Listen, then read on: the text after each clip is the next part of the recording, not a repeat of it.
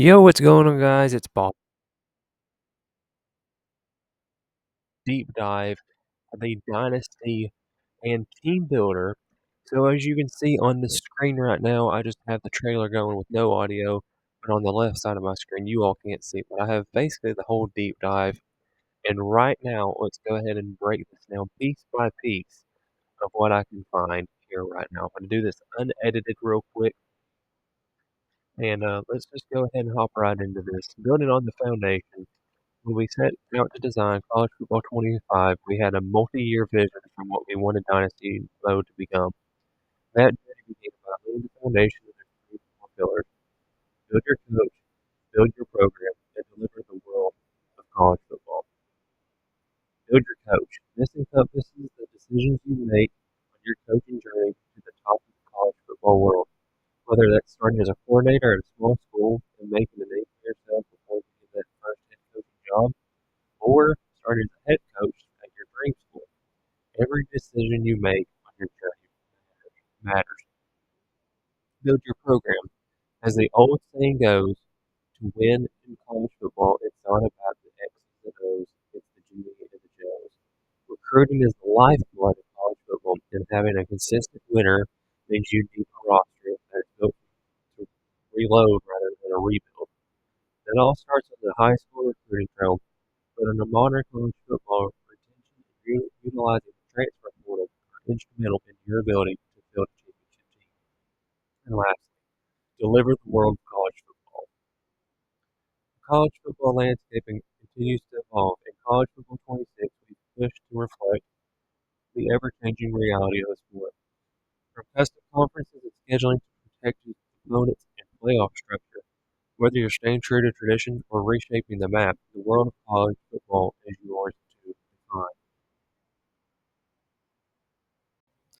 So, as you all already know, with College Football 26, we have over 300 real life coaches, I mean. That be either your head coach, offensive coordinator, defensive coordinator, or you can start from the ground up and build your own coach. At the heart of Dynasty's mode is your coach. Every decision, every upgrade, and every hire helps define your journey to the top of the college football world and the legacy you leave behind. Last year, we talked at length about what we learned from studying coaches in depth. No coach is great at everything, and there's no single path to becoming a great coach. That belief continues to shape our approach in College Football 26 and remains central to everything we've built. This year, we focused on deepening that experience, introducing more meaningful decision points, and further emphasizing that decision matters. So you can see here, create your coach, got this kind of the same thing. Now you can have your own, you can use the coaches that are opted in. So, like right here, you got Lane Kiffin of Ole Miss. You keep going. Oh, we got different shirt styles. I did play the beta. I did not share anything because I wanted you all to be surprised with everything in the deep dive and getting it in less than 2 weeks almost. It says here, if you choose to build your own coach, we've added new ways to customize your appearance. New gear options let you show off your drip and deck your coach out in everything from a hoodie and joggers to a quarter zip and jeans. If you're really feeling nicey, you can grace the sideline with a sleeveless shirt and shorts that lets everyone know that you mean business. And that's this picture right here of Oregon coach. We've also introducing coach demeanor and stance customization.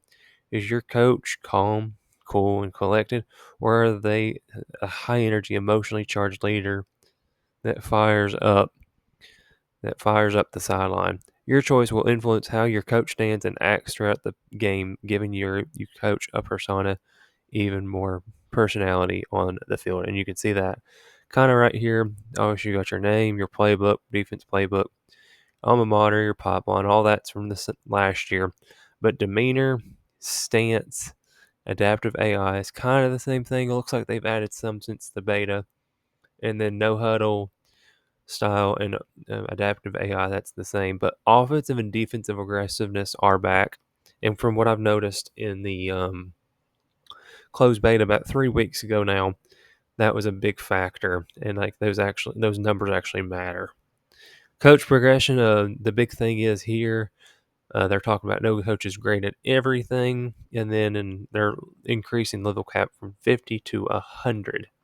So that's very, very, very promising. They've also adjusted and rebalance, as you saw in the trailer. Herb Street talked about it here. Here's our first look at Kirby Smart. Obviously, he's got CEO up there at the very top, big game bonus. He looks really good in the game from what we've seen so far. As part of this perk rebalance, we've also updated several archetypes perks. For example, Talent Developer now has the Draft Dividends perk, which awards 3,000 bonus XP when players are drafted. The CEO archetype Big Game bonus now provides 12,500 bonus XP for each college football playoff win, as opposed to just a national championship win. So they've reworked that. Coach archetype, it's kind of the same three that you start out with: recruiter, tactician, and I think it may have been strategist is the last one. Motivator, I'm sorry. Strategist is somewhere else on here. But you got motivator, tactician, and recruiter. And you can build on those, and then different upgrade points varies based on where they currently stand. So really cool to see. Another little quick screenshot. They've polished the what do you call it? The coach carousel. It's right there in front of me. I can't read it. You'll now receive notifications. That's a big thing. You'll receive notifications when your coordinators accept or decline job offers, as well as alerts when one is poached for a new opportunity. Whether they're leaving for a promotion or jumping ship unexpectedly, you'll stay informed and ready to react at a moment's notice. That's pretty cool to see. There's more stuff right there I won't get into. Staff moves, they got that. Dabo Sweeney is going to Alabama. That's kind of funny to see because he went there, played ball there. But says he previous school Clemson, new school Bama, and yeah, that's pretty neat little things to see. You still get the thing that says Alex Golish, former Tennessee offensive coordinator, current South Florida head coach. He's going to the NFL. Kyle Whittingham, he retired, and then yeah, that's really cool to see how that works. Trophy room, we've all seen the screenshot they showed us yesterday on Monday, and all this looks really cool. You can even click on where you got the national championship trophy from most recently, more info, and then oh, okay, here's all the ones that I've done a dynasty with, and all the trophies I've earned respectively in each dynasty I've done. In total, there are more than 160 rivalry, bowl, and individual award trophies to collect. That is insane. Whether you're flexing your fifth Heisman, third national championship, or just looking back at the legends that you define your dynasty, the trophy room is built to celebrate your legacy. Every dynasty has its great, those unforgettable players who become stories we tell for years. Now their names and moments live on, immortalized forever in your trophy room. That's really cool to see. They got that back for us. Same thing with Road to Glory. It's implemented in there. I cannot wait for that deep dive, hopefully sometime soon. Build your program. You all can read that. Again, I'll include this in the description below for you all. Transfer portal. Around 2,000 players now enter the portal. That is really good to see. And we've also got kickers and punters. That'd be really cool. So now star rating is more heavily influenced by a player's position and class year. For example, an 85 freshman quarterback will be scored higher than an 85 overall senior guard. That's really cool to see. So they've implemented that mechanic in there. And again, you got Clemson there, Jeremiah Smith. He's entered the portal. He's the number one player in the portal. Arch Manning has entered the portal. You can see there very faintly. DJ Lagway has entered the portal. And then somebody from Colorado and some guy from Louisville. Deal breakers, they've really retuned those. Playing time is very important for transfers, I noticed in the deep dive. And this is the players leaving screen. We got that same from last year, but a little retooling with the stuff here on the side. Evolving expectations, dynamic deal breakers, all that's new. They talk about Nico here. With his rising profile, he expected more, especially in the NIL space. Tennessee ultimately chose not to meet those expectations, and he decided to transfer to UCLA as a result. It says up here, we saw this most recently with Tennessee's quarterback, who, as a freshman, led the team to a college football playoff and a breakout season. He really didn't have a breakout season. The team did. It was the defense that carried. As he grew into a bigger name in the sport, so did his expectations, particularly around his brand deal breaker, which increased significantly the following year. That's accurate. He wanted $3 million after going subpar. He threw 19 touchdowns. Yeah, that's cool. 5 picks. That's okay, but not the numbers. So that's very good to see. They've retuned that. Let's see here. What else? Transfer portal customization. All these are sliders that you can change within your dynasty, whether it be by yourself or friends. My school.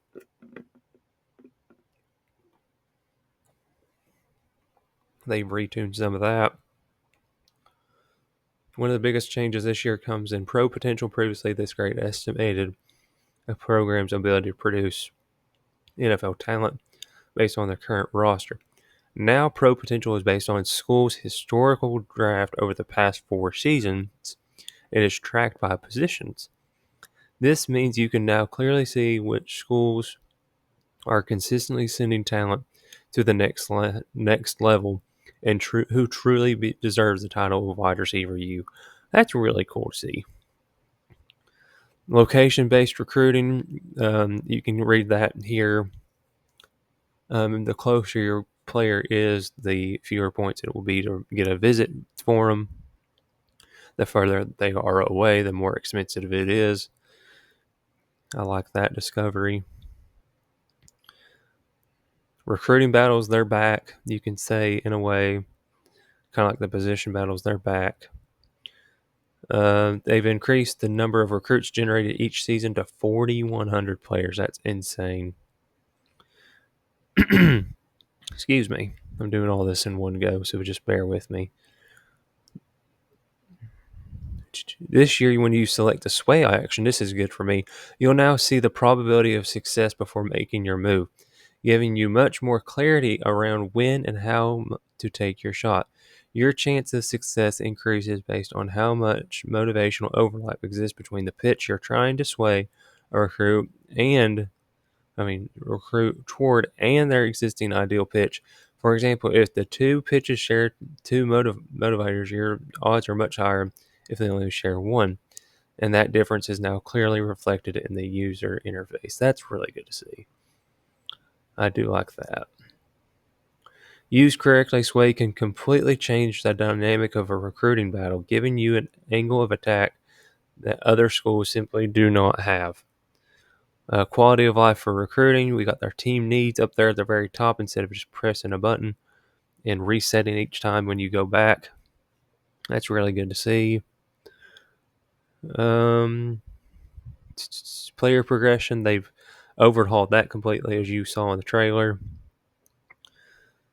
Players' dev trait also plays a bigger role in the off-season progression, while there's still variability in how much a player develops during the off-season. Players with impact star and elite development traits now have a higher minimum amount they will progress. This increases the likelihood that players with a better development trait will progress more than players with a normal trait. That's cool to see. Let's see. Yep, there's Jeremiah Smith. You can also manually upgrade players now, which is great. I don't know about what do you call it? Abilities. I wonder if you can upgrade those. I'm not sure. There's an example of Lefehu from Texas getting an upgrade to star. Training results, it's more clearly of what you can see. Oh, okay, my player got a +6 in a certain thing. Yep, there's manual progression. It can also be turned off, completely increased to 100 to fully prevent users from auto-progressing players. And that actually looks a lot like Jeremiah Smith, Ryan Williams, a lot more lean body type, muscles. That's really good to see. Position changes, they kind of overhauled that a little bit. Wear and tear, season career health, that's really cool to see. We saw the effects of a season health play out in last year's national championship game, entering the matchup. Notre Dame quarterback Riley Leonard, I don't know why they're not saying his name, had logged a career high 167 rushing attempts on the season, 53 of those coming in just the last 3 games. On the opening drive, he led an 18-play, 75 touchdown march, carrying the ball 9 more times, so half the drive. That drive alone had added a significant amount of wear and tear, and when combined with the workload he'd taken all season, it was clear his body had started to break down. From that point forward, his performance dipped noticeably and wasn't the same player for the rest of the game. That's really cool to see. And then we got a screenshot of Vanderbilt's running back Cedric Alexander. Auto sub strategy, you can do it your own with the fatigue. You can still, again, with the deep dive notes from yesterday and the gameplay, you can change that, how all that looks. Part of history, you can track history, all that now. That's really cool to see. Individual player, coach, and season, all that. Go back to the early days of college football history. Go back to 1869 and look and see who won the national championship, and also conference championship games too. So Tennessee will win the SEC in 2025, allegedly, against Texas 49-34. Excuse me. Let's see here. Tiebreaker logic, all that stuff. Won't get into detail. There is a lot on here. As you can see with my little cursor over here, we're just 2/3 of the way in. New positions and archetypes. I'll get into those when the game comes out, hopefully, if you all want me to. Formation subs are back. Custom conferences and protected rivalries, which is really cool to see. Scheduling updates. All known future season games, including kickoff games, have been added through 2040, ensuring that teams will follow their actual schedules year over year. This includes update to annual games like Florida versus Georgia, which will no longer be played in Jacksonville for 26 and 27 seasons. We've also updated conference rotations for the MAC and Conference USA to reflect their real-world alignment and expansion. That's really cool to see they're actually going to be doing that instead of having to do it on our own now. So there's the college football playoff bracket, kind of the same as it was last year, but a little bit more modern look to it. Quick access to player info at any time. That's really good to see. Dev traits and player module. Quick access to team schedule, same thing. You can view that at any time. Members tab, kind of a port over from Madden and all that. It's the little things that bring everything together, subtle touches that elevate the experience. Here are a few little things that we added this year. Dynamic weather, we already knew that from yesterday's deep dive. Now a 5 o'clock game in September will be brighter than the higher sun compared to a 5 o'clock game in November in the stadium. Super Sim tempo adjustments, all that would be, you'll get notified when a broken record occurs. Coach stats, force win update, advanced week confirmation, which is great.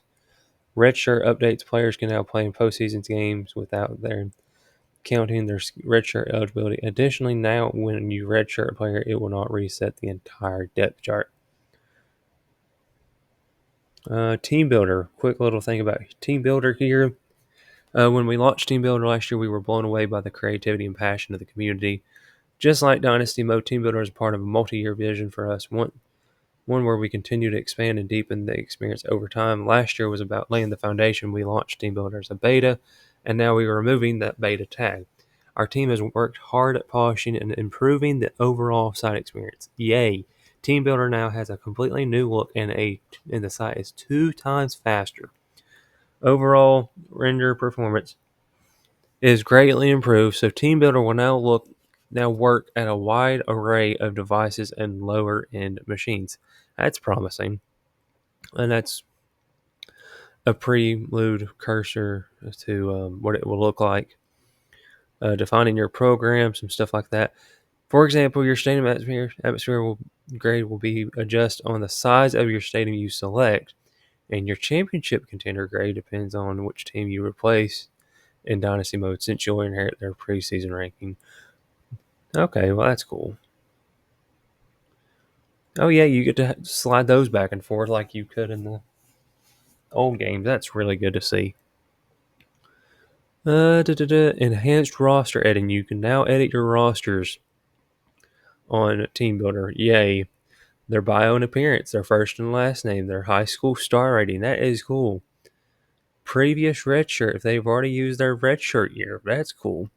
Deal breakers. You can put a deal breaker in there. All players now have a dynamic deal breaker, so the deal breaker threshold will be determined when you import the team into Dynasty mode based on the player's final overall. That's cool. And you can set their physical abilities and their mental abilities, so it looks like you can do it for that, which makes me wonder if you can still upgrade real players with their abilities. Generic stadiums, pipelines, you can customize the pipelines. That's cool to see. Rivalries, you can change your rivalries for each team builder team that you put in there. Toughest places to play. Tennessee is still 13th. Kyle Field was 1 last year and has fallen to 11. That is insane. DKR at Texas is 13. Tennessee's 12. So they did go up 1, but Tennessee should have, no bias, but Tennessee should be in the top 10. South Carolina 16. Yeah, I get PTSD from that. Whenever Tennessee got beat. Let's see here.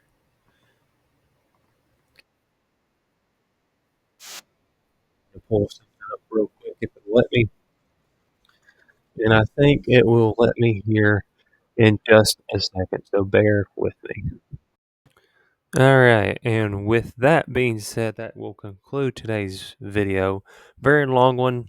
I'm sorry in advance, but not really. There was a lot of information today I could not get to, but this will be the thumbnail for the Dynasty. I'll be changing this very soon to say Dynasty Mode Episode 1 and all that. But yeah, reveal for College Football 26. We will be working with Duke until we win a national championship, and I'll either be live streaming it or I'll be just doing an upload every 3 to 5 days, depending on how long this will take with Clip Champ. But yeah, I hope you guys have a great day, that you all are being awesome everywhere you are, but also I pray that you have a wonderful day, and until next time, this is Boston Beast 31 sign.